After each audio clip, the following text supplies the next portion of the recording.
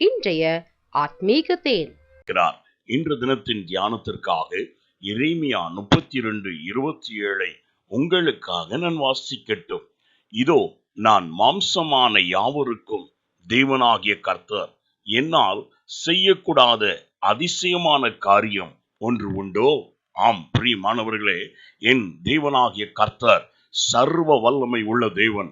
அவர் உன் வாழ்விலே அதிசயங்களை நடப்பிக்க வல்லவராய் இருக்கிறார். பேதைகளை ஞானியாய் மாற்றுகிறவர், பலவீனனை பலமுள்ளவதாய் மாற்றுகிறதான தேவன்.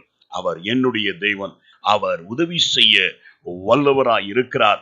அவர் தாமே மாம்சமும் இரத்தமும் உடையவராய் இவ்வுலகத்தில் வெளிப்பட்டபடியாலே சோதிக்கப்படுகிற நமக்கும் உதவி செய்ய அவர் வல்லவராய் இருக்கிறார். இதோ, நம்முடைய சரீரத்தில் இருக்கின்றதான பலவீனங்கள் அவர் சுமந்து தீர்த்திருக்கிறார்.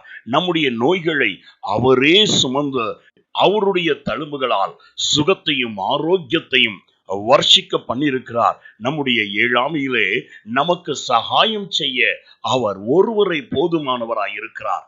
ஏனென்றால் அவரே எல்லாவற்றுக்கும் மேலான தேவனும் கர்த்தருமாய் இருக்கிறார். ஆனபடியால் உன்னுடைய வாழ்வில் இன்று தினத்திலும் அவர் அதிசயங்களை செய்த நீ எதை குறித்தும் சஞ்சலப்படாதபடி, எதை குறித்தும் கலங்கி பயம் கொள்ளாதபடிக்கு என் தேவனாகிய கர்த்தர் தாமே உன் வாழ்விலே அதிசயங்களை நடப்பிக்க அவர் வல்லவராய் இருக்கிறார். அவர் மேல் உன் விசுவாசத்தை வைப்பாயாக.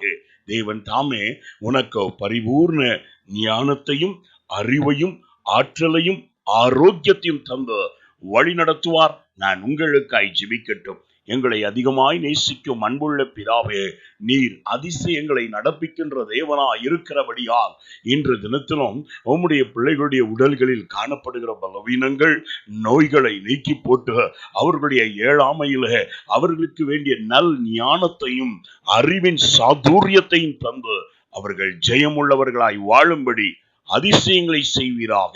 இயேசுவின் நாமத்தில் பிதாவே, ஆமென். God bless you.